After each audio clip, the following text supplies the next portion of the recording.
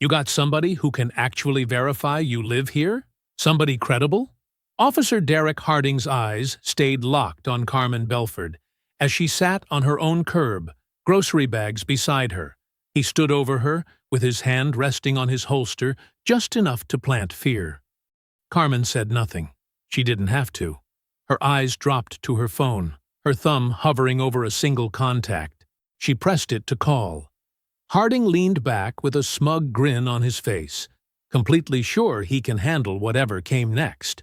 He had absolutely no idea who was 11 miles away, already in his car, already coming.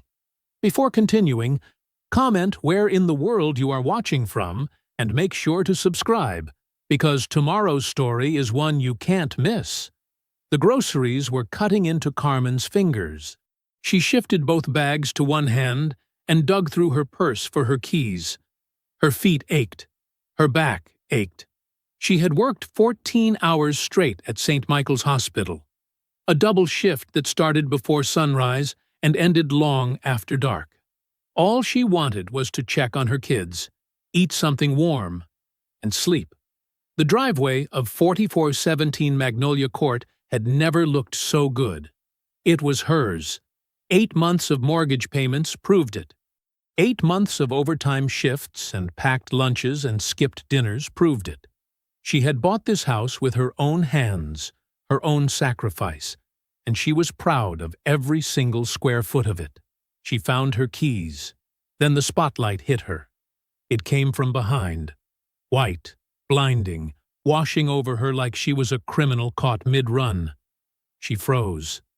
The grocery bags swung at her sides. She turned slowly, deliberately, keeping her hands visible the way black women in America learned to keep their hands visible. A police cruiser sat at the end of her driveway. The driver's door opened. Out stepped Officer Derek Harding. He was a wide man, thick through the shoulders, with the kind of walk that said he believed every room, or driveway, belonged to him the moment he entered it. His younger partner, Kevin Slade, stayed in the passenger seat. "Ma'am?" Harding's voice was flat, bored almost. "Stop right there." Carmen stopped. "Is there a problem, officer?" "Got a report of a suspicious individual in the area." He looked her up and down slowly. "Description matches you." She was wearing hospital scrubs and carrying grocery bags. Her stethoscope was still around her neck. "This is my home," Carmen said. Her voice was steady. She had practiced steady. "I live here, 44117 Magnolia Court. Can you prove that?" She reached toward her purse for her keys.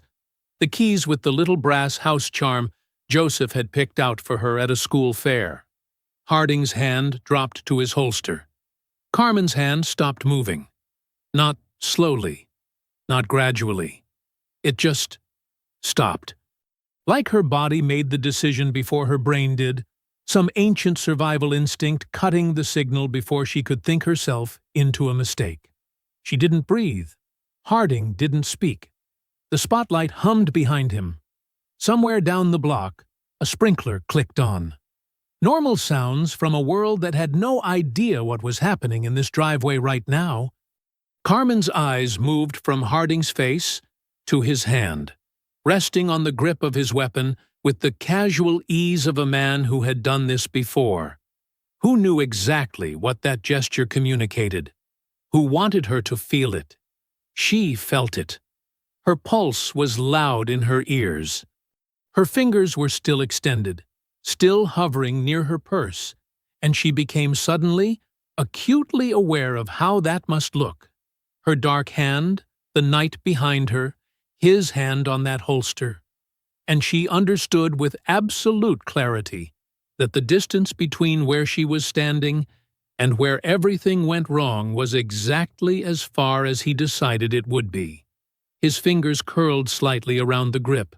Carmen's hand came down, slowly, all the way to her side. She spread her fingers open so he could see them. All 5, nothing in them, nothing threatening, nothing at all. And she held them there like a quiet surrender to a situation she had done nothing to deserve. Her jaw ached. She hadn't realized she'd been clenching it. Don't react. Don't flinch. Don't give him a reason. The words moved through her like a prayer she'd memorized long ago. Harding's hand relaxed, just barely. Not enough to mean anything. Just enough to remind her that he was the one deciding. "I was reaching for my keys," she said quietly. "To show you the house key." Harding said nothing. He just watched her. Behind him, Slade's voice crackled through the radio. Carmen heard her own name read back through the static. Her plate number. Her address.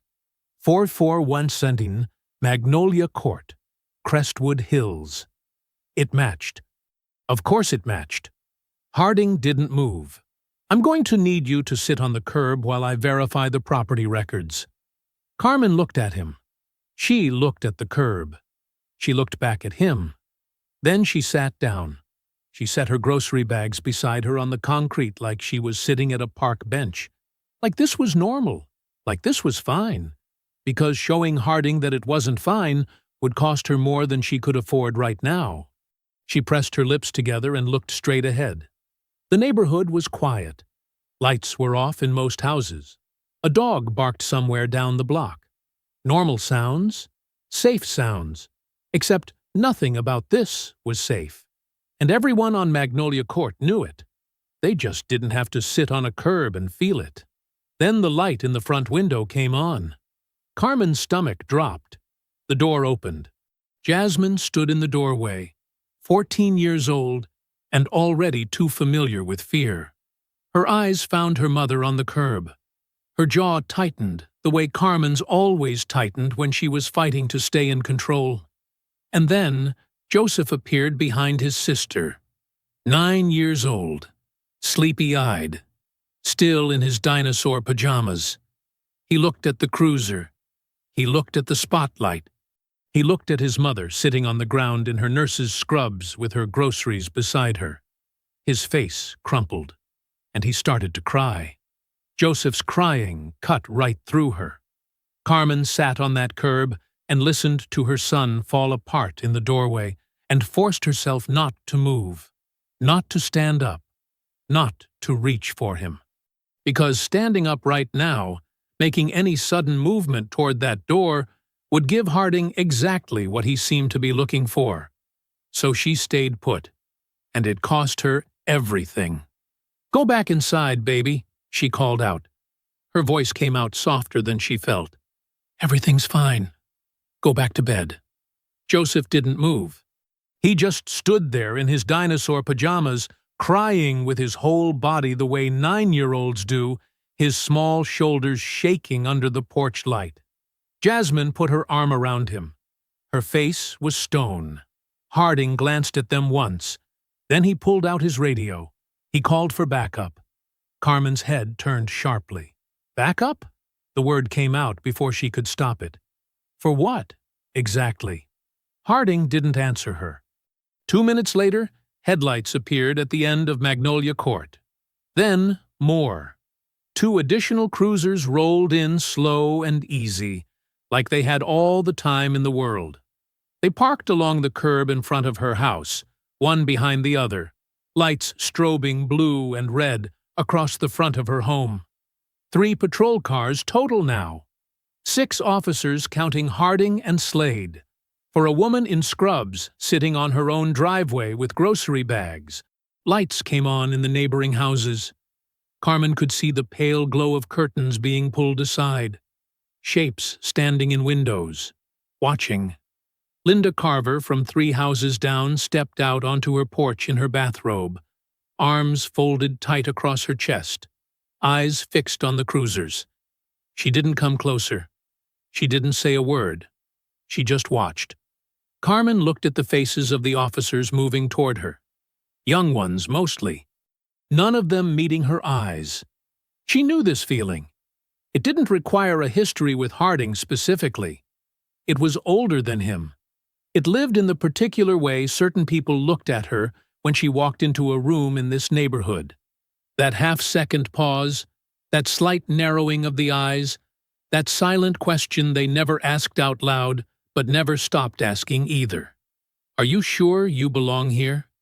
She had felt it from neighbors who smiled too carefully. From the woman at the homeowners association meeting who asked 3 times which house Carmen had purchased, as if the answer kept failing to compute. She had felt it twice before on this very street. Once from a different officer who showed up unannounced on a Sunday afternoon, claiming a neighbor had called in a wellness check, and again from another responding to a noise complaint on a quiet Tuesday evening while she was reading to Joseph on the couch. Different officers, same message. And now Harding, who had never laid eyes on her before tonight, was delivering it again, fluently, without hesitation, as if it were the most natural thing in the world to summon 6 officers to verify whether a black woman in nurse's scrubs had the right to stand in her own driveway. She pulled out her phone. "What do you think you're doing?" Harding said. "Recording this interaction." She held the phone steady and kept her eyes on the screen. "Which is my legal right." Something shifted in his expression. Not anger exactly. Something colder than anger. He stepped toward her. "You're obstructing a law enforcement investigation." Carmen looked up at him, just once, direct and unflinching. "Touch my phone," she said quietly, "and I will consider that an unlawful seizure of evidence. I am a citizen of this country. I know my rights. And everything you have done in this driveway tonight is being recorded." The words landed. Harding stopped. A muscle in his jaw jumped. He held her gaze for a long moment, like he was measuring something, calculating whether she was serious or whether she would fold. She didn't fold. He stepped back, slowly, like it was his own idea. But the smirk that crossed his face as he turned away told her everything she needed to know. He wasn't done. This wasn't over. He had been doing this to people for a long time, and he had never once faced a real consequence for it, and he had no reason to believe tonight would be any different. Carmen kept the phone steady, and kept recording, and kept her face completely still. Inside her chest, something was shifting. The fear was still there. It never fully went away, but something else was moving beneath it. Something harder. Something that had been quietly building across 8 months of small humiliations and careful silences, and moments exactly like this one. She scrolled to a contact she hadn't used in a crisis before. The name sat there on the screen. Cedric. Her thumb hovered. Then she pressed the call. The phone rang twice. Then his voice came through, low and steady. The kind of voice that had been trained to stay level when everything around it was falling apart. Carmen. Just her name. But the way he said it, like he was already paying attention, already reading the situation through the silence before she spoke, made her exhale for the first time in 20 minutes. "Cedric." She kept her voice down. Harding was 15 feet away. "I need you." A half-second pause. "Where are you?" "My driveway. There are 3 police cars in front of my house. They've had me sitting on the curb for—" She checked the time on her phone. "Almost half an hour. Are you safe right now?" She looked at Harding. He was watching her make the call with his arms crossed and that flat expression on his face. Slade was leaning against the cruiser, eyes down, not quite meeting anyone's gaze. "Not really," she said. Another pause, shorter this time. "I'm 40 minutes out. I'm coming." "Then come," she said. "Please." The call ended. She held the phone in her lap and breathed. What she didn't know, what she had no way of knowing, was that Cedric Belford was not in Fayetteville. He was not 4 states away in a barracks or deployed somewhere she couldn't reach. He was 11 miles down the road at a Holiday Inn off Route 40, sitting on the edge of a hotel bed in the same gray hoodie he'd driven in that morning. He had come for Joseph's baseball game. Carmen had called him 2 days ago to say it was canceled, rained out, reschedule pending. What she hadn't known was that the game had been rescheduled for that Saturday, and Joseph's coach had sent the updated notice to the wrong email address.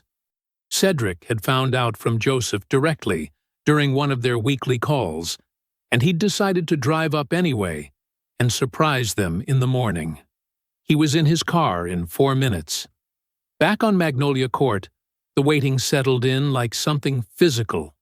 Carmen sat on the curb with her phone in her hand and her groceries beside her, and she watched Harding the way you watch a dog you don't trust. Not with panic, but with the steady, quiet attention of someone who knows better than to look away. Harding was pacing now, slow, deliberate circles near the front of his cruiser. He knew the recording was live. She could see it in the way he was choosing his words more carefully, the way he had stopped talking directly to her and was instead murmuring to one of the additional officers with his back half turned. Whatever legal justification he had walked onto this driveway with, it was dissolving. He could feel it, and it was making him careful in a way he hadn't been at the beginning. Slade stayed by the passenger door. He hadn't said more than 10 words since this started. He kept looking at his shoes, at the cruiser, at the house across the street, anywhere except at Carmen on the curb. She noticed that. She filed it away. The other 4 officers stood in loose formation near their vehicles. 2 of them had exchanged a look about 5 minutes ago. A quick, sideways glance that said more than either of them would ever put in a report. They were young. One of them couldn't have been more than 25. He was staring at the ground with his hands in his pockets, like a man waiting for a bus that was already late. Nobody spoke. The sprinkler down the block had clicked off. The dog had stopped barking. The neighborhood had gone back to its quiet Saturday night rhythms and left Carmen Belford sitting on a curb in her nurse's scrubs as if this were a perfectly ordinary thing. She checked the time. 36 minutes since the call. 2 more to go. Then headlights swept the end of Magnolia Court. A black SUV turned onto the street. It moved slowly, deliberately, the way vehicles move when the person behind the wheel is taking in every detail. It rolled to a stop behind the last cruiser and sat there for just a moment with the engine running. Then the door opened. Cedric Belford stepped out. No uniform, no insignia, just the gray hoodie and the quiet, absolute certainty of a man who had walked into worse situations than this one and walked back out of every single one of them. He didn't look at Harding. He didn't look at the cruisers or the officers or the lights still strobing blue and red across the front of Carmen's house. He walked straight to her, past all of it, like it wasn't even there. He stopped in front of her and put one hand on her shoulder. "I'm here," he said. Harding saw Cedric coming and stepped forward. "Sir, this is a restricted area. I'm going to need you to step back behind the—" Cedric stopped walking. He turned and looked at Harding the way you look at something that requires your full attention before you decide what to do with it. "I'm Lieutenant Colonel Cedric Belford, United States Army Delta Force." His voice was calm, completely, unnervingly calm. "This woman is my sister. This is her home. And you are going to explain to me right now the legal basis for her detention." The air on Magnolia Court changed. It wasn't anything dramatic. No one flinched. No one gasped. It was quieter than that.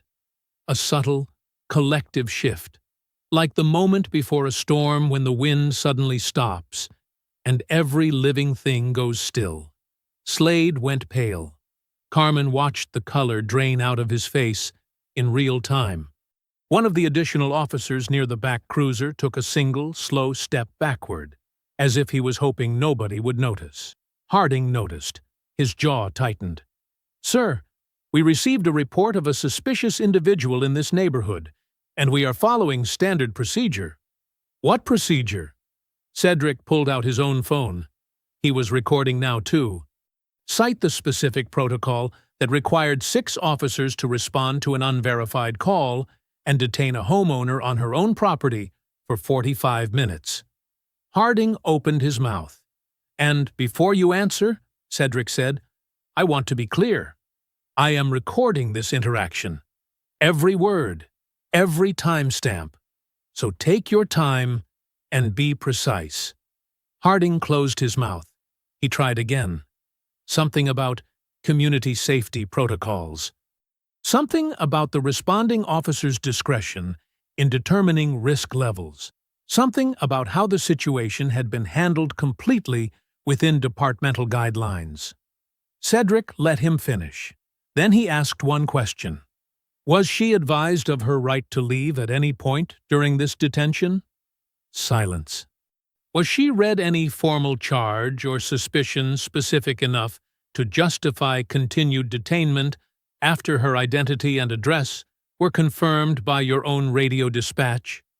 More silence. Did any officer on scene document the name and contact information of the individual who allegedly placed the suspicious person report? Harding's face was doing something complicated. The bored certainty he'd walked onto this driveway with was gone.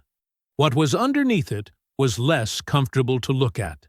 Something reactive, something calculating, something that recognized it had underestimated the situation and was trying to find a way to reframe it. He tried once more. A comment about Cedric's tone, about interfering with an active investigation. Cedric didn't blink. There is no active investigation. There is no charge.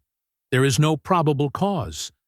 There is a nurse who came home from a 14-hour shift and was forced to sit on her own curb in front of her children, while 6 officers stood in her driveway and provided not a single lawful justification for any of it. He let that sit for a moment. So here is what is going to happen.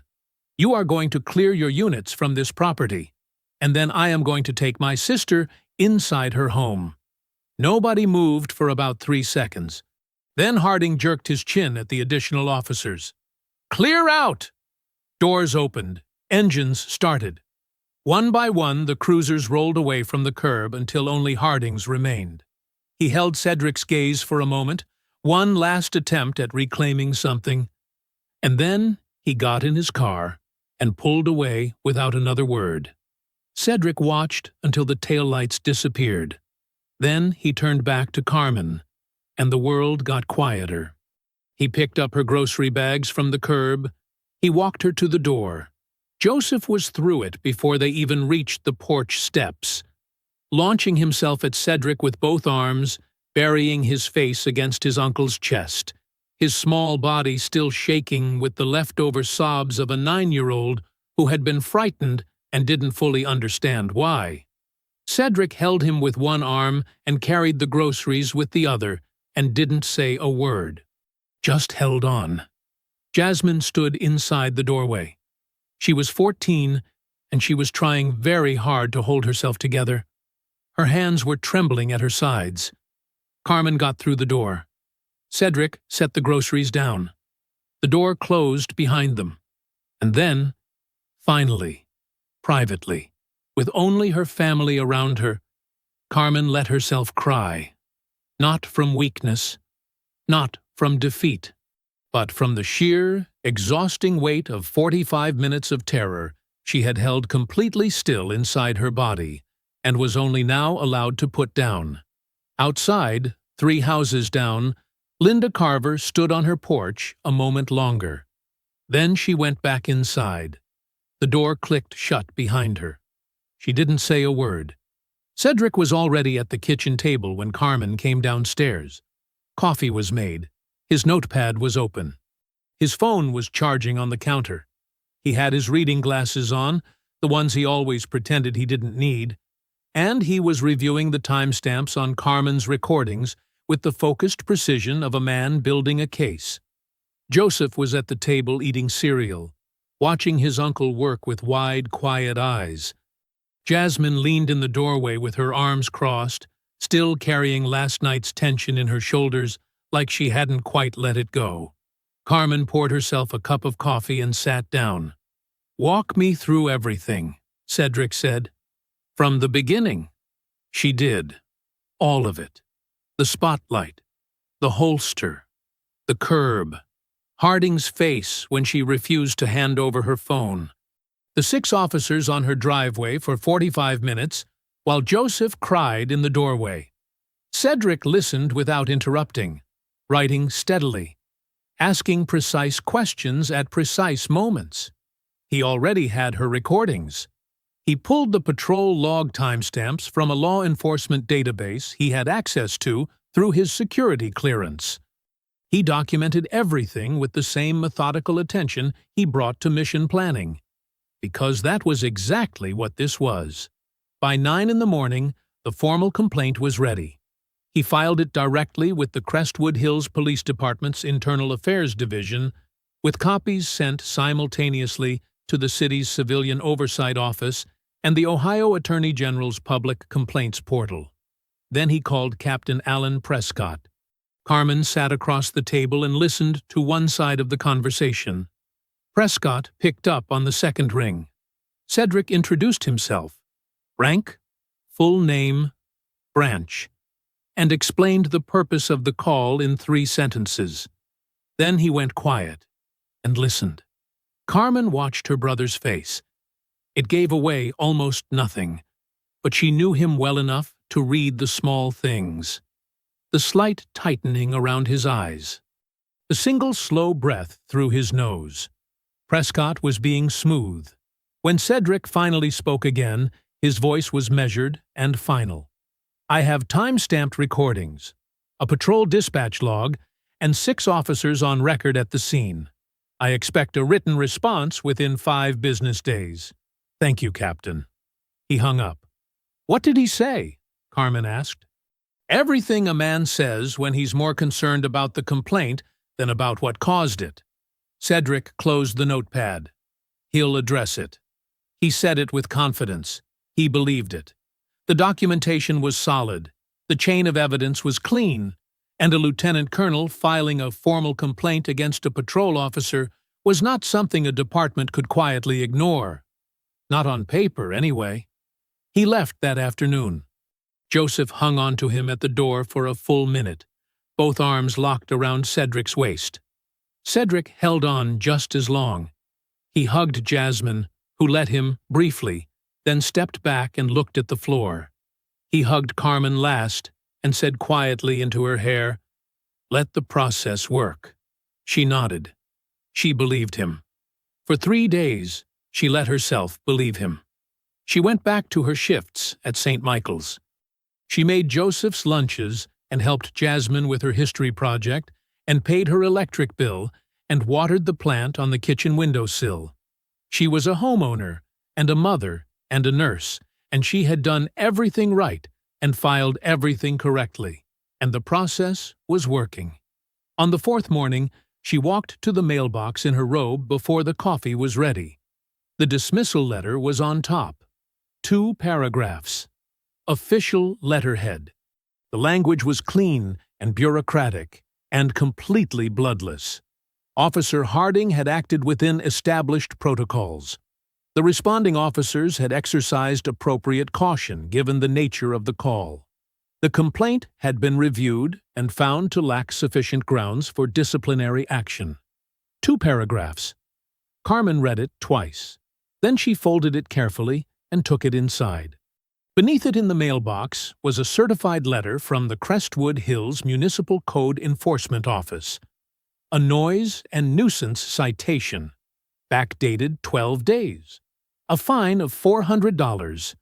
She set both letters on the kitchen table and stood there looking at them. That evening, while Jasmine was doing homework and Joseph was watching television, Carmen's phone rang. A number she recognized. Her supervisor at St. Michael's Hospital. Her supervisor's voice was careful, professional, apologetic in the way people sound when they're delivering news they didn't choose. A formal complaint had been filed with the Ohio State Nursing Board. The allegation that Carmen Belford had behaved erratically and aggressively toward law enforcement officers during a recent incident. The board had opened a preliminary inquiry. The hospital was required to notify her. Carmen sat down slowly at the kitchen table. The 2 letters were still in front of her. She looked at them for a long time. Let the process work. The process had just declared war. Carmen called Cedric the same night. She read him both letters out loud. The dismissal. The citation. Then she told him about the nursing board complaint. Her voice stayed even all the way through, flat and controlled. The same voice she used when she was delivering bad news to a patient's family and needed them to stay calm. When she finished, Cedric was quiet for a moment. "They're not just protecting Harding," he said. "They're coming after you." "I know." Another pause. Longer this time. She could hear him thinking. "I'm making a call," he said. "To who?" He didn't answer directly. "I'll be in touch tomorrow. Don't respond to anything in writing without running it by me first." The call ended. Carmen sat at the kitchen table until the house was completely still.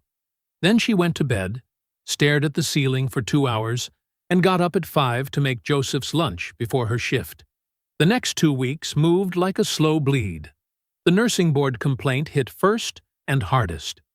Carmen retained a licensed defense attorney, a careful, competent man named Nathan Corso, who came recommended and expensive. The retainer alone cost her $1,100. She paid it from the account she had been building for Jasmine's first year of college. Nathan filed the initial response to the board and told Carmen plainly the complaint would proceed to a preliminary hearing set 6 weeks out. If the board found sufficient grounds at that hearing, the case would advance to a full formal review. Suspension was a real possibility. If she was suspended, she couldn't work. If she couldn't work, she couldn't pay the mortgage. The math was ugly, and it only went one direction. She didn't tell Jasmine any of that. 3 days after retaining Nathan, the second code enforcement citation arrived. This one cited her trash bins, stored 2 inches outside the designated side yard boundary, according to a municipal ordinance she had never been informed of. The fine was $275. 4 days after that, a third citation arrived.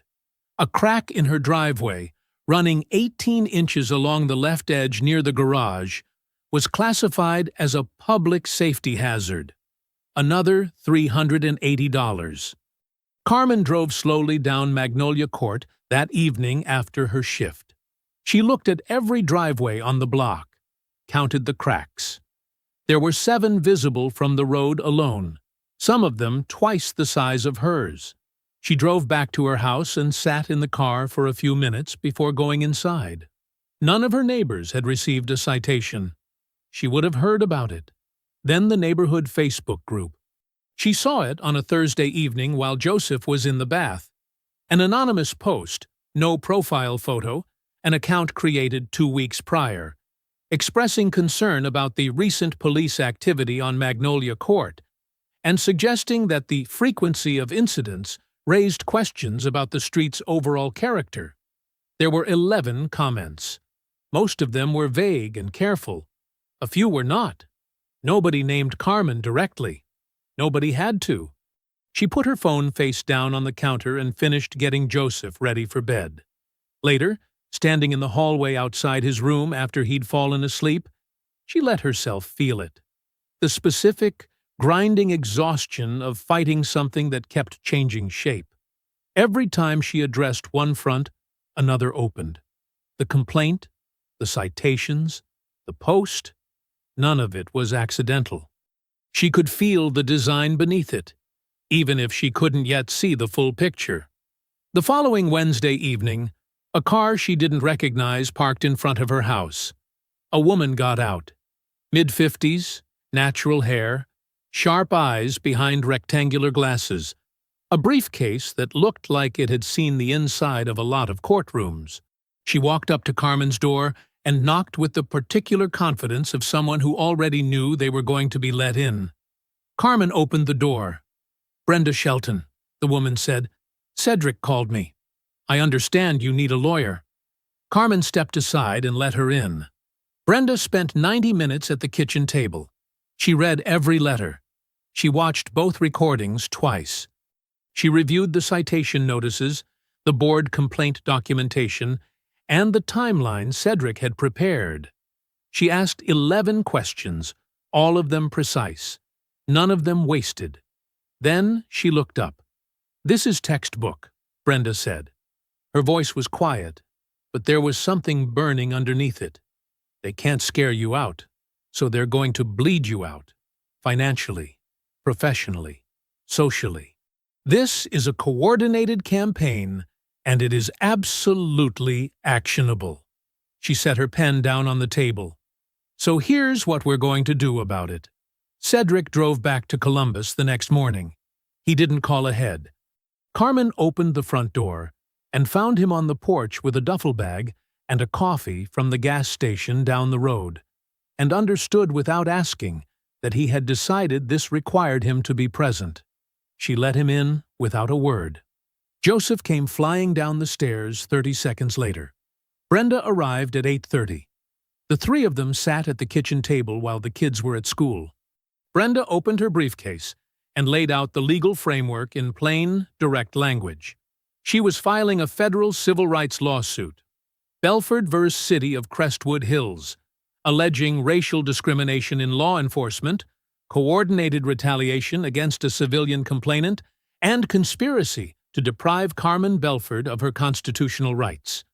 The recordings, the patrol log, the timeline of citations following the complaint dismissal, all of it formed the foundation. "How long does something like this take?" Carmen asked. "Depends on how fast they want to settle," Brenda said. "And right now, they don't know what we have. That's our advantage. I want to keep it that way while we build the full picture."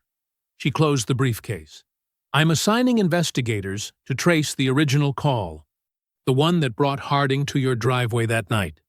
Anonymous calls don't come from nowhere. There's always a number, always a source." Cedric nodded slowly. "How soon?" "Give me 10 days. It took 7.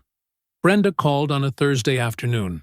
Her voice had a different quality to it, still controlled, still professional, but with something underneath it that made Carmen sit down before she'd even heard the news. "The call came from a landline," Brenda said, "registered to a company called Crestwood Property Solutions, LLC. Carmen didn't recognize the name. "What is that?" "A property acquisition company. They've been operating in Crestwood Hills for about 4 years, buying residential properties and converting them to high-end rentals." A pause. "They have a documented interest in Magnolia Court specifically." Brenda came back to the house that evening. Cedric was already there. She spread the documents across the kitchen table. Incorporation records, property deeds, acquisition history, financial disclosures. The picture that emerged was methodical and cold. In the past 3 years, Crestwood Property Solutions had purchased 2 homes on Magnolia Court. Both sales had followed the same sequence: code enforcement citations, noise complaints, at least 1 documented police encounter at the property. Both previous owners were black. Both had sold within 18 months of moving in. Both had sold below the assessed market value of their homes at the time of sale. The company had acquired both properties within 60 days of each sale. Carmen looked at the addresses on the documents. She knew those houses. The Hendersons at 4401 had moved out 14 months ago. She had always assumed it was a job relocation. The family at 4409, she had never even learned their name before their moving truck appeared one morning. She looked up at Brenda. "They ran them out." "That's what the evidence suggests," Brenda said carefully. "And they were working toward doing the same to you." "Who owns the company?" Cedric asked. He was reading the financial disclosure page. His voice was steady, but his eyes had gone sharp. Brenda reached across the table and pointed to a name halfway down the investor list. Cedric read it. He went very still. "Robin Dalton," Brenda said, "40% silent investor. Robin Dalton is the brother-in-law of Captain Alan Prescott." The kitchen was quiet. Carmen looked at the name. She read it twice. She thought about Prescott's smooth voice on the phone, telling Cedric the complaint would be taken seriously. She thought about the 2-paragraph dismissal letter. She thought about the citations arriving like clockwork in the days that followed. The nursing board complaint filed by someone who knew exactly how to hurt her. The anonymous Facebook post that appeared like a lit match dropped on dry grass. None of it was careless. None of it was a rogue officer acting alone. This was an operation. It had a financial motive, institutional cover, and a paper trail that connected a police captain to a predatory scheme that had already displaced 2 families from this street and was designed to displace a 3rd. Cedric set the investor document down on the table. He didn't speak for a long moment. The particular stillness that came over him wasn't shock. It was the specific, focused quiet of a man who had spent his entire career identifying threats and deciding how to eliminate them. He looked at Brenda. "Then we take all of it," he said. Brenda clicked her pen. "That's exactly what we're going to do." The lawsuit was filed on a Monday morning. By Thursday, Harding had filed a counter-complaint. Brenda called Carmen at work to tell her. Carmen stepped into the break room, closed the door, and listened with her eyes fixed on a water stain on the ceiling tile above the coffee machine. The counter-complaint alleged that Cedric Belford had intimidated and obstructed law enforcement officers during the incident on Magnolia Court. It claimed he had weaponized his military rank as a tool of coercion and created a hostile environment that prevented officers from performing their duties. It requested a formal investigation into Cedric's conduct and suggested his behavior warranted review by military oversight authorities. It was 4 pages long. Harding's account of that night bore almost no resemblance to what Carmen's recordings showed. "Can they do this?" Carmen asked. "They just did," Brenda said. "It's a pressure tactic. They want Cedric on defense. They want you distracted. And they want to muddy the water before this gets to a judge." A pause. "I've already filed our response. But Carmen, it's going to get louder before it gets quieter." It got louder the same evening. The 6 o'clock news ran the segment at the top of the second block. Carmen didn't know it was coming. She found out when a colleague texted her a link in the hospital parking lot as she was walking to her car. She sat in the driver's seat and watched it on her phone. The reporter was professional and pleasant, and the framing was a quiet disaster. The segment opened with footage of the Crestwood Hills Police Department building, clean brick, American flag, morning light. Then came a photograph of Harding in his dress uniform. Then a soundbite from a department spokesperson describing Harding as a dedicated 18-year veteran who felt his professionalism had been questioned unfairly. The words "military intimidation" appeared on the lower 3rd graphic beneath Cedric's name. The segment spent 45 seconds on Carmen. It spent 2 minutes and 10 seconds on Harding. She drove home without the radio on. Jasmine was at the kitchen table doing homework when Carmen walked in. She looked up and read her mother's face the way teenagers read their parents, instantly and completely. "What happened?" Carmen set her bag down. She thought about saying nothing. She thought about the version of this conversation where she protected her daughter from one more thing. Then she looked at Jasmine's face. 14 years old and already carrying more awareness of this situation than any 14-year-old should have to, and decided she deserved the truth.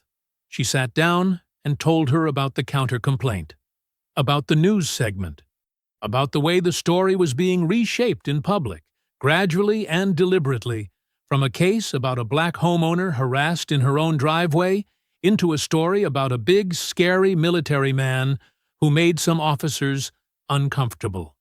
Jasmine listened to all of it without interrupting. When Carmen finished, Jasmine was quiet for a moment. Then she said, "They're going to make us the problem, aren't they, Mom?" It wasn't a question. It was a recognition. The particular, weary recognition of a 14-year-old girl who had grown up watching adults she trusted get treated like threats for existing in spaces that other people had decided didn't belong to them.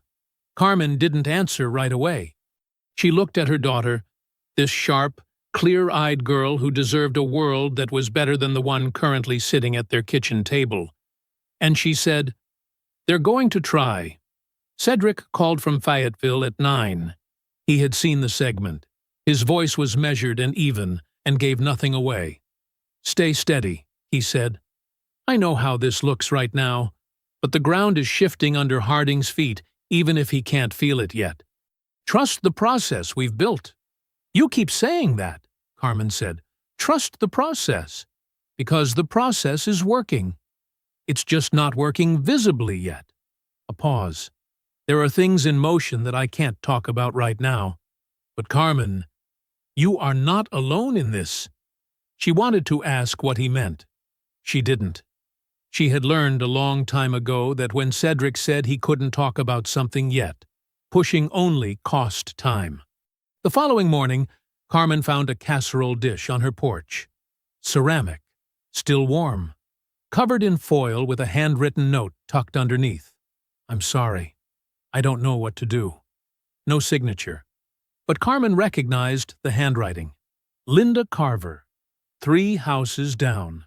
She stood on her porch holding the casserole for a moment. Then she took it inside and fed it to her children for dinner, and said nothing about where it came from. Guilt wasn't courage, but it was something. It was a start. The personal day felt strange. Carmen sat across from Nathan Corso in his office on a Tuesday morning with no scrubs, no hospital badge, nowhere to be until she was ready to leave. She had not taken a day off from St. Michael's in 4 months. The stillness of it felt wrong, like the quiet before a storm rather than actual rest. Nathan walked her through the hearing preparation with the careful, methodical patience of a man who understood that his client was not just fighting for her license, but for everything that license made possible. Her income, her home, her children's stability. He needed her to understand exactly what the board would be looking for, exactly how the opposing attorney would frame his argument, and exactly how Carmen would need to present herself. Composed, credentialed, unimpeachable. "They're going to try to paint you as volatile," Nathan said. "The entire complaint rests on that one word, erratic. That's their foundation. So we dismantle the foundation." Carmen nodded and took notes, and kept her voice steady through 2 hours of preparation. She drove home through Crestwood Hills with the windows down, past Magnolia Court, slowed slightly as she went by 4401 and 4409, the 2 houses Brenda's investigators had identified. 2 families who had sat in driveways, received citations, quietly bled, and eventually left. She wondered if they had also sat in a lawyer's office somewhere, learning how to appear unimpeachable while everything they had worked for was being methodically dismantled around them. She wondered if anyone had filed a lawsuit for them. She pulled into her driveway and went inside and made lunch and told herself to keep going. 2 days later, the first piece of good news arrived. Brenda called at noon. Her voice had a new energy to it, controlled but barely. The judge granted the TRO. Carmen sat down. "What does that mean exactly?" "It means every single code enforcement action against your property is frozen. The citations, the fines, all of it suspended pending the outcome of our civil suit. They cannot touch you with another citation while this case is active. And if they try—" Brenda paused for effect. "They will be in contempt of a federal court order." Carmen pressed her free hand flat against the kitchen counter. Breathed. "That's not all," Brenda said. "Check the Columbus Advocate website." Carmen pulled up the page on her phone. The headline ran across the top of the front page. 6 complaints, 0 consequences. Inside Officer Derek Harding's undisciplined career. The byline read, "Monica Wardens." Carmen read the piece standing in her kitchen.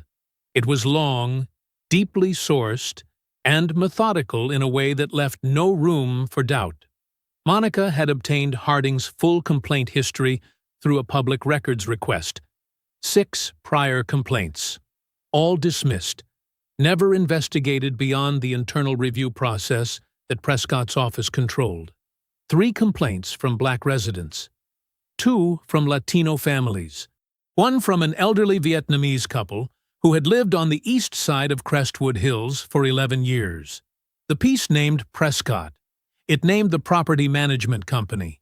It named the financial connection between Prescott's brother-in-law and the acquisition pattern on Magnolia Court. It named Carmen's case as the thread that had unraveled all of it. By 2 in the afternoon, the story had been picked up by the Columbus Dispatch. By 4, it was on 3 regional television stations. By 6, 2 national civil rights organizations had issued statements expressing concern and announcing they were monitoring the case. At 6:15, Brenda called again. "Harding is on administrative leave," she said, "effective immediately, pending an internal review." And Prescott just released a statement. What does it say? That the department is deeply committed to transparency, accountability, and the trust of every resident in Crestwood Hills. Brenda's voice was as dry as gravel. He used the word integrity twice. And you believe him? Not even a little. But it means they're running scared, Carmen. It means we've got them moving backward. The energy in Brenda's voice was something Carmen hadn't heard before. The particular, barely contained triumph of a woman who had spent decades fighting battles like this one and knew exactly what a turning tide felt like. They're running scared. For 48 hours, Magnolia Court felt like a different street. Carmen picked Joseph up from school, and he talked the whole way home about a kid in his class who could burp the alphabet. She sat at the table with Jasmine and helped her outline a history essay. She cooked a real dinner, not reheated, not rushed, and they ate it together at the kitchen table with the television off. She slept through the night for the first time in 3 weeks. Then her phone rang at 6 in the morning. She looked at the screen. Nathan Corso. She answered it, and the 48 hours ended. Nathan's voice was careful in the way that voices get when the news is bad, and the person delivering it is trying to manage the damage simultaneously. "There's a story running this morning," he said. "I need you to read it before you go anywhere." Carmen was still in her robe. Joseph was asleep. The house was gray and quiet in the early morning light. She pulled up the website Nathan gave her and read the headline once. Then she read it again because the first time didn't feel real. Viral police harassment victim has documented history of workplace conflicts. The story ran 4 paragraphs. It didn't need more than that. Whoever wrote it understood that the damage wasn't in the details. It was in the framing. The piece referenced a disciplinary note from Carmen's personnel file at St. Michael's Hospital. A disagreement with a supervising physician 4 years ago, documented as insubordination. The note had been formally rescinded by Human Resources 6 weeks after it was filed, accompanied by a written apology from the physician who filed it. It was supposed to be sealed. Someone had opened it anyway, and handed it to people who knew exactly what to do with it. Carmen set her phone face down on the counter. She stood at the kitchen window and looked at the backyard. Joseph's baseball mitt was on the grass where he'd left it 2 days ago. She had been meaning to remind him to bring it in. Her phone buzzed. Brenda. She let it ring twice before she picked up. "I've seen it," Carmen said. Brenda's voice had lost the energy it carried 2 days ago.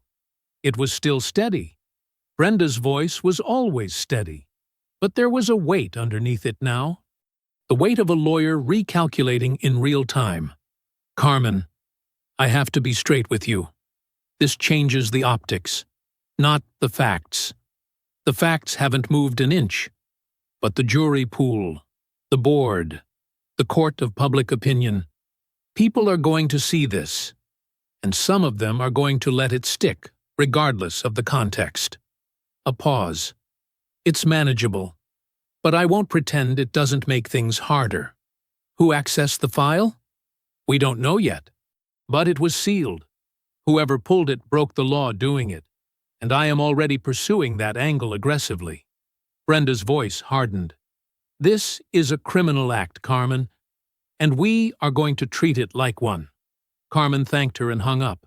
She poured her coffee down the drain. She didn't want it anymore. Nathan called back an hour later with news that landed like a second punch following the first. The nursing board had reviewed the morning's media coverage. Citing the evolving picture of Carmen's conduct history and the public interest nature of the case, the board had voted to expedite the hearing timeline. The full formal hearing, previously scheduled 6 weeks out, was now 11 days away. 11 days to prepare a defense that had just been handed a significant new obstacle by someone willing to commit a crime to manufacture one. Carmen sat with that number for a while. 11 days. She was still sitting with it when Cedric called that afternoon. She told him everything. The story, the sealed file, the expedited hearing. She kept her voice flat and factual the way she always did when she was telling him something that required him to stay calm on her behalf. He listened without interrupting. When she finished, he was quiet for a moment. Then he said, "Carmen, I need to tell you something." His voice had a quality she didn't hear often. Not worry exactly, something more controlled than worry, but heading in the same direction. The Army had been formally contacted regarding Harding's counter-complaint. An inquiry had been opened. A preliminary review into whether Cedric had violated Department of Defense conduct standards by identifying his military rank during a civilian law enforcement encounter. It was procedural, he said. It was likely nothing. But if the inquiry advanced, his security clearance would be under review. His clearance was the foundation of his career. Everything he had built over 20 years of service sat on top of it. Carmen closed her eyes. "Cedric, don't," he said quietly. "Don't apologize. This is not your fault." The silence after that was the worst part. Not because anything was said in it, but because she could feel the weight of everything it contained. His career, her license, her mortgage, her children asleep upstairs. All of it was hanging in the space between two phones in two different cities. That night she sat at the kitchen table alone.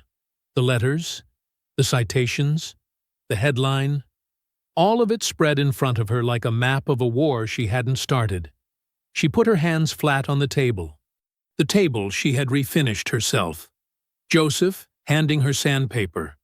Jasmine reading aloud from a library book about woodworking because she thought it was funny. She thought about leaving.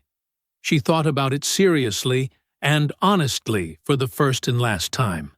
Then she pressed her palms harder against the wood grain and stood up. She was not going anywhere. Cedric called the next morning at 7. Joseph was eating breakfast.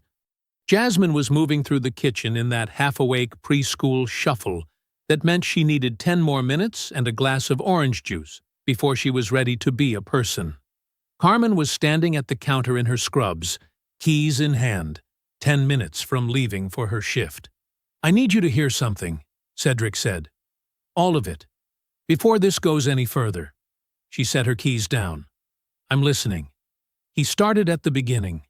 The night Prescott's dismissal letter arrived, the 2-paragraph letter that ended with insufficient grounds for disciplinary action, Cedric had not simply accepted it and waited for Brenda's lawsuit to run its course.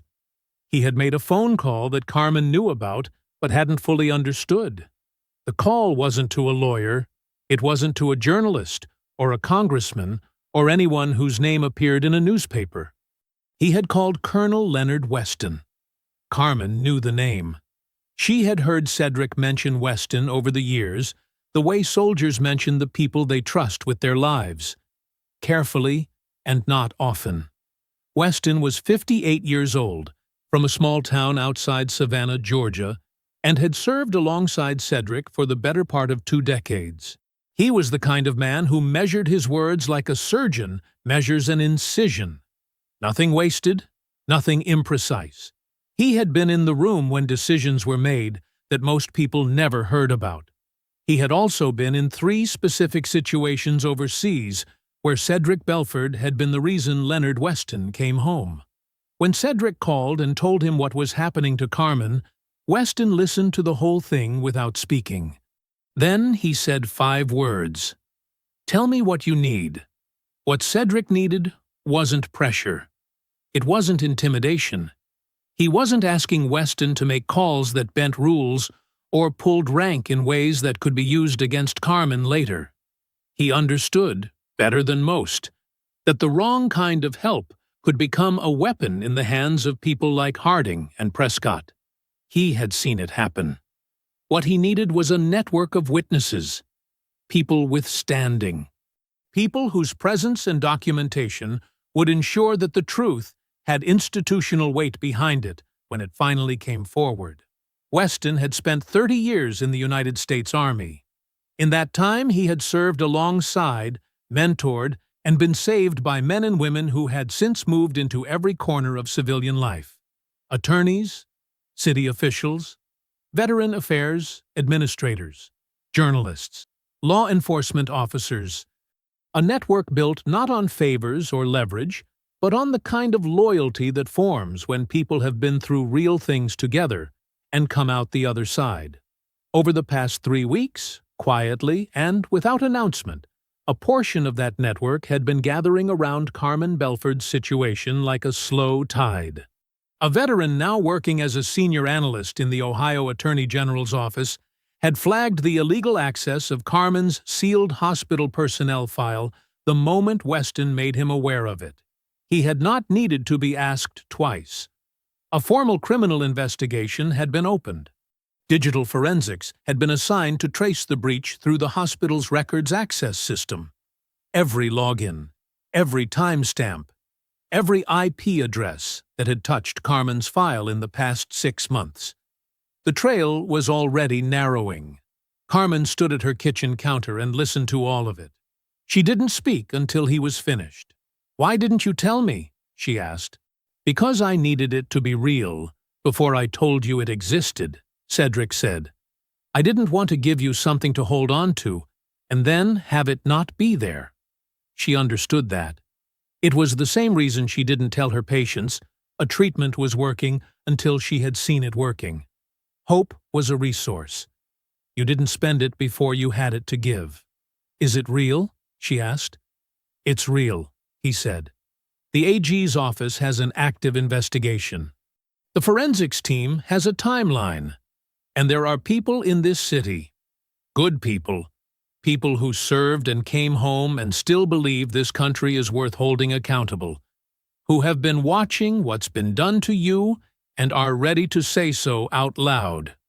The kitchen was quiet, except for Joseph scraping the last of his cereal. Carmen looked at her keys on the counter. "You were never alone in this," Cedric said. "You just couldn't see it yet." She picked up her keys. "I have to get to work," she said. "I know." "Cedric." She stopped at the door. "Thank you." He didn't answer right away. When he did, his voice was quiet and certain, and entirely her brother. "That's what I'm here for." Brenda's phone rang on a Tuesday afternoon. She was in the middle of drafting a motion when her assistant knocked and said there was a woman in the lobby who didn't have an appointment, but had asked for Brenda by name. Said it was about the Belford case. Said she was a neighbor. Brenda told her assistant to send her in. Linda Carver was 67 years old, and she walked into Brenda's office like a woman who had made a decision that had cost her something to arrive at. She was dressed carefully, pressed slacks, a pale blue blouse, reading glasses hanging from a chain around her neck. She sat down in the chair across from Brenda's desk, set her purse in her lap, and folded her hands on top of it. "I should have come sooner," she said. "I know that." Brenda looked at her steadily. "Tell me why you're here now." Linda took a breath. Then she started talking. She had lived on Magnolia Court for 19 years. She knew the street the way you know a place you have watched change slowly over a long time. Who moved in, who moved out, what the changes meant even when nobody said so out loud. She had watched the Hendersons at 4401 receive citation after citation until the husband started coming home from work, looking like a man being slowly crushed under something he couldn't lift. She had watched them load a moving truck on a Saturday morning 14 months ago, and she had waved from her porch and told herself it was probably a job thing. She had told herself that because it was easier than the alternative. When Carmen moved in, Linda had brought over a plant and introduced herself and thought, privately, that this was a chance to do better than she had done before. But then the incident started, and the citations arrived, and the neighborhood Facebook post appeared, the one Linda recognized immediately as the language of people who wanted something gone without saying out loud what that something was. And Linda had stood on her porch in her bathrobe on the night of the main incident and watched and said nothing. She had sent a casserole. She was aware of how that measured up. "I'm not here to feel better about myself," Linda said to Brenda. Her voice was firm. "I'm here because what's being done to that woman is wrong, and I have information that might help, and I have been sitting on it for too long already." Brenda picked up her pen. "Go ahead." Linda's statement took 40 minutes to give in full. She had seen Officer Harding's cruiser on Magnolia Court on at least 9 occasions in the 2 months prior to the incident. Slow passes, sometimes twice in an evening, always slowing near Carmen's house.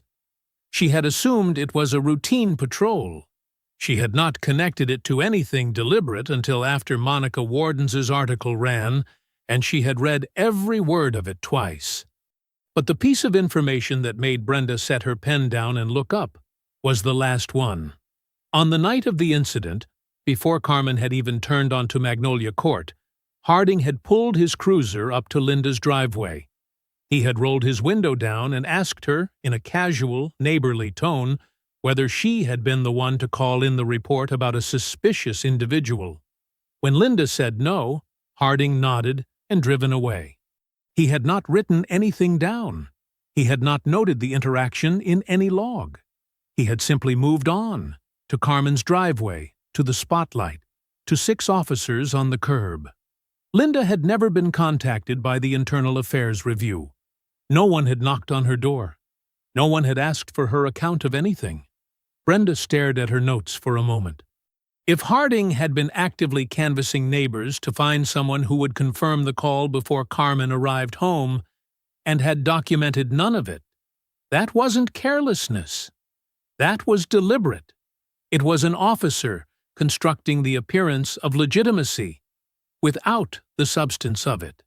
And the fact that the Internal Review had never sought out the nearest neighbor as a witness suggested that Prescott's office had not been looking for contradicting accounts. They had been looking for confirmation, and when they couldn't find it, they had simply left the gap unfilled. Brenda filed an emergency motion before 5 o'clock that afternoon, citing material witness suppression in the original Internal Review process and demanding the inquiry be reopened under independent civilian oversight. She called Carmen that evening. "Linda came through," she said. "The AG has a name from the forensics team, and we walk into that board hearing tomorrow with everything we need." A pause on Carmen's end. Then, quietly, "It's really happening, isn't it?" "It's really happening," Brenda said. The article went live at 6:30 in the morning. Carmen was already awake. She had barely slept. The nursing board hearing was tomorrow, and her mind had spent the night cycling through every possible version of how it could go. She was on her second cup of coffee when her phone buzzed with a text from Brenda, containing a single line and a link. "Read this before you do anything else today." Carmen opened it. The headline ran across the top of the Columbus Advocate's homepage in the largest font the site used for its most significant stories. How Crestwood Hills Lost 3 Black Families. The Property Scheme Behind the Badge. Byline: Monica Warden's. Carmen read it, standing at the kitchen counter in the gray morning quiet before her children woke up. She read it slowly and completely.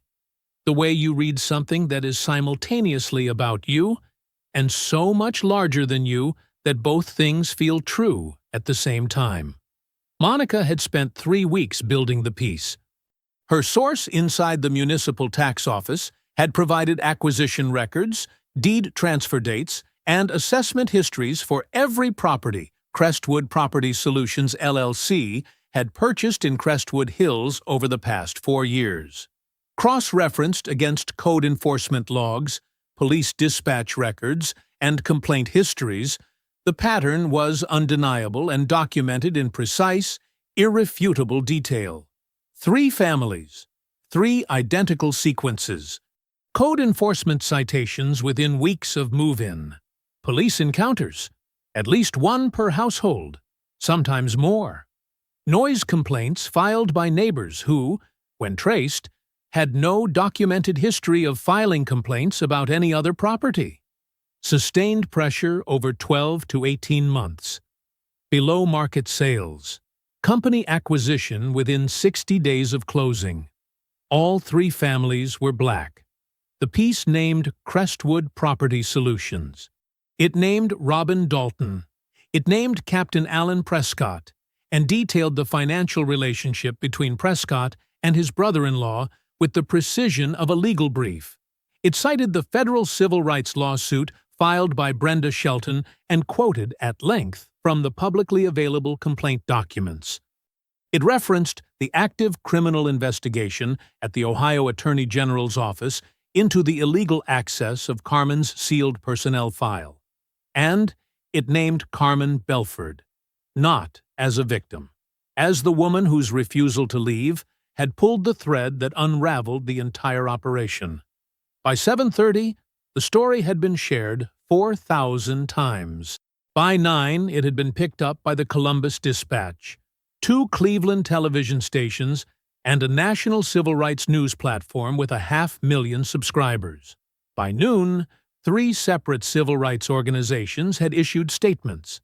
By 2 in the afternoon, the mayor of Crestwood Hills had requested an emergency closed-door meeting with Captain Prescott.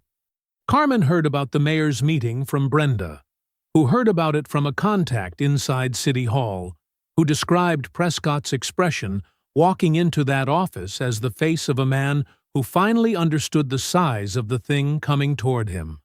Carmen was sitting at the kitchen table with Jasmine when she read Monica's piece a second time. Jasmine had come home from school, dropped her bag at the door, and sat down without being asked. She had seen it shared by 3 people on her school's social media pages before the final bell. They read it together in silence. When Jasmine finished, she didn't say anything for a moment. She sat with it the way she sat with things that were too large and too important to respond to quickly. Then she looked at her mother. "They can't make it go away anymore, can they?" she said. It wasn't a question. "No," Carmen said. "They really can't." What neither of them said, what didn't need to be said, was what that meant for tomorrow. The board hearing that had been hanging over their household for weeks. The expedited timeline, the sealed file weaponized in a headline. All of it existed inside a context that had now shifted fundamentally. The board members would have read Monica's piece. The opposing attorney would have read it. The entire institutional landscape of the hearing had changed overnight. 14 miles across the city, Kevin Slade sat in his living room and watched the coverage cycle through 3 different news channels. His phone had been ringing all day. He hadn't answered most of the calls.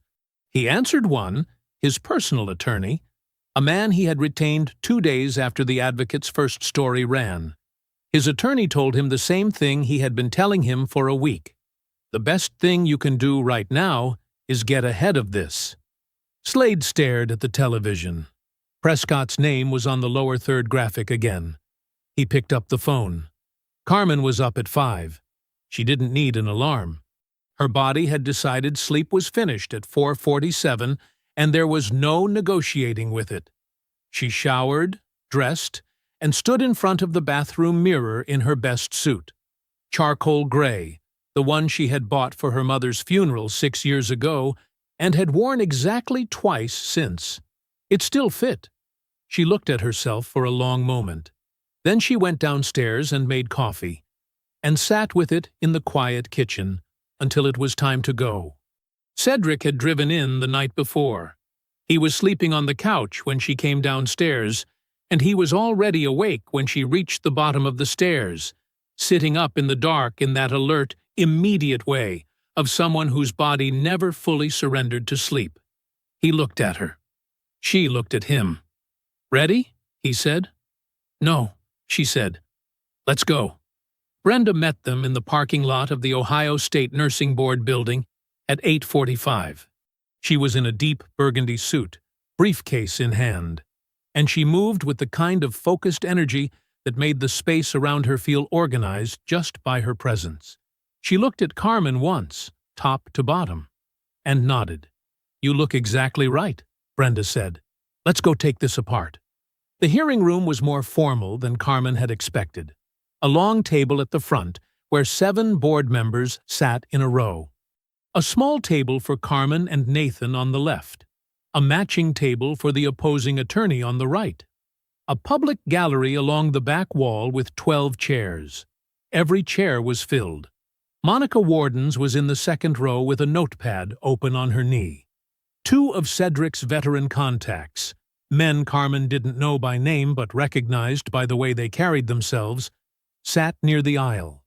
Linda Carver was in the third chair from the left, hands folded, back straight, wearing the pale blue blouse she had worn to Brenda's office. Carmen saw her.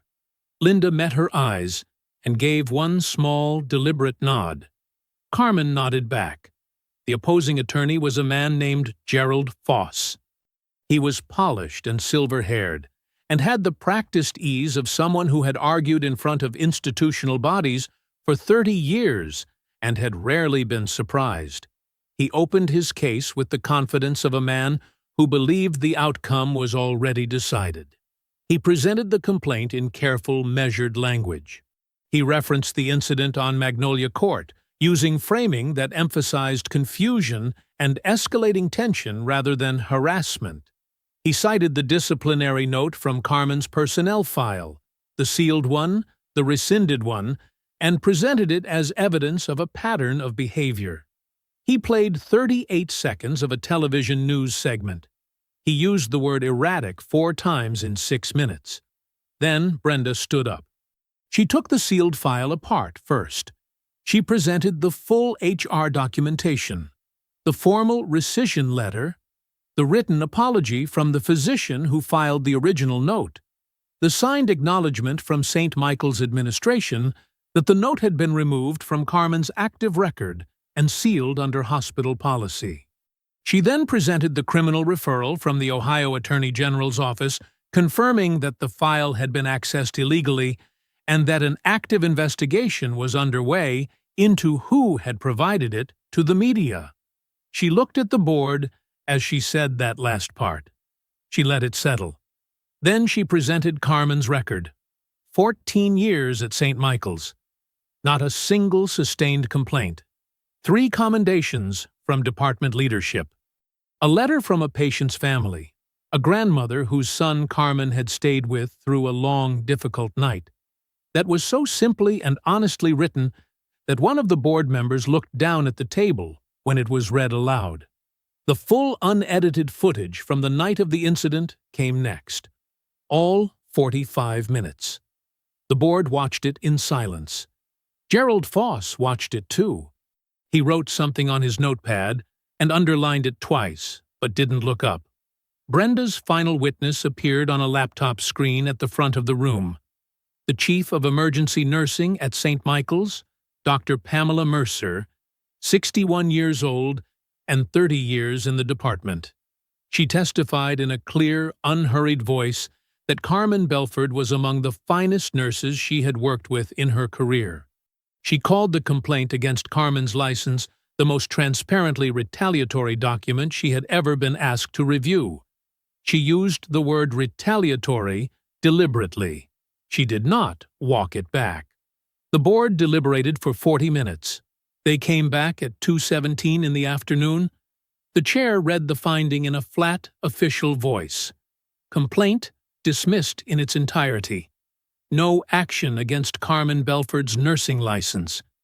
The matter referred to the Attorney General's Office for investigation into the filing of a knowingly false professional complaint against a licensed medical professional. The room exhaled. Brenda put her hand over Carmen's. Carmen looked at the ceiling for a moment. Then she looked at the gallery. At Linda, at Monica, at the two men she didn't know who had shown up anyway, and she let herself cry. Not from relief, not from exhaustion, from the specific, overwhelming feeling of being seen. The 10 days that followed moved like a tide going out. Each wave pulled something away, something that Harding and Prescott and the machinery behind them had built carefully over years, and left the ground cleaner than it had been before. Brenda called with each update. Carmen listened, thanked her, and went back to her life. She was done putting everything on hold. Harding was terminated on a Wednesday. The independent civilian oversight panel, appointed after Linda Carver's witness suppression filing forced the original internal review to be scrapped entirely, completed its work in 8 days. Their findings cited 7 documented policy violations, coordinated retaliation against a civilian complainant, and a counter-complaint against Cedric Belford that the panel described in writing as knowingly false and retaliatory in nature. The counter-complaint was formally withdrawn. Harding was escorted out of the Crestwood Hills Police Department building at 2 in the afternoon without his badge, without ceremony, and without the quiet institutional protection that had followed him for 18 years. He was also named as an individual defendant in Belford v. City of Crestwood Hills. 3 days later, Prescott resigned. His statement cited personal reasons. It was 4 sentences long. The mayor accepted his resignation in a separate statement that used the word accountability 7 times in 2 paragraphs. Prescott's brother-in-law's company, Crestwood Property Solutions LLC, was served with a federal subpoena the same afternoon. Robin Dalton's attorney released a statement. Brenda read it, set it aside, and kept working. Kevin Slade's call to his attorney produced the thing nobody had expected. He came forward voluntarily. His written statement was full and unambiguous. He confirmed that the initial stop of Carmen Belford had not been based on any genuine suspicious person report, that Harding had been running a pattern on Magnolia Court for months, targeting the property at 4417 specifically. He confirmed that Prescott's office had instructed him to sign off on the complaint dismissal without conducting any independent witness interviews. He confirmed that he had been present for conversations he should have reported and hadn't. His cooperation earned him reduced exposure in the civil suit. His statement was the last piece of a structure that had been standing on protected ground for a long time. It wasn't standing anymore. The Army inquiry into Cedric was closed with a 1-paragraph finding. No violation of Department of Defense conduct standards. The counter-complaint had been withdrawn. His record was clean. A formal written apology from the Crestwood Hills Police Department was delivered to Colonel Weston's office. Weston called Cedric when it arrived. Cedric said 2 words and hung up. The civil suit settled 12 days after the hearing. Carmen was not required to disclose the amount. She didn't. What she did tell Brenda, when they sat across from each other at the kitchen table for the last time as attorney and client, was that the number meant Jasmine's college was fully funded, Joseph's college was started, and the mortgage on 44-117 Magnolia Court was paid off in its entirety. The city issued a public apology. It ran in the Columbus Advocate and 3 regional papers. Monica Wardens covered it. The federal consent decree placed the Crestwood Hills Police Department under civilian oversight, mandated independent review of all complaints filed in the prior decade, and required comprehensive bias training department-wide. 3 families, the ones who had been pushed off Magnolia Court before Carmen arrived, were formally identified as victims in the federal fair housing investigation. Their stories were finally being told in a federal courtroom rather than absorbed quietly into the silence of a street that had let them go without asking questions. On a Saturday morning, 3 weeks after the settlement, Joseph rode his bicycle in the driveway. He was working on turning without slowing down, which Cedric had told him required leaning into the curve rather than away from it. Joseph kept leaning away. Cedric stood at the end of the driveway with his arms crossed and his patient face on, calling out the same correction every third pass. Jasmine was on the porch with her earbuds in, pretending to be absorbed in her phone. She was smiling at Joseph's attempts in spite of herself. She would deny it if asked. Carmen was standing in the front doorway with a cup of coffee when she saw Linda Carver coming down the sidewalk. She was walking slowly and holding something in both hands, a potted hydrangea, purple, wrapped in green foil at the base. She stopped at the end of the driveway. Carmen walked down to meet her. They stood there for a moment.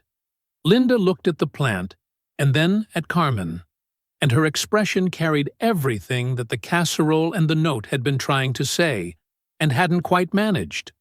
"I should have done more," Linda said. "You did," Carmen said. "In the end." Linda handed her the hydrangea. Carmen took it. They stood together in the morning light for another moment. Two neighbors on a Saturday. Nothing more complicated than that. Nothing less significant either. Carmen carried the hydrangea up the porch steps and set it beside the front door. She looked at her house. The mortgage paid. The driveway was repaired at the city's expense. The window where Joseph had stood crying in his dinosaur pajamas now filled with clean morning light. She picked up her coffee. Listened to Joseph and Cedric argue cheerfully about bicycle physics. She thought about what it had cost to stay. She thought about what it would have cost to leave. There was no comparison. There never had been. She was home. She had always been home. And now, at last, the whole world knows it. If you enjoyed the story, leave a like to support my channel, and subscribe so that you do not miss out on the next one. On the screen, I have picked 2 special stories just for you. Have a wonderful day.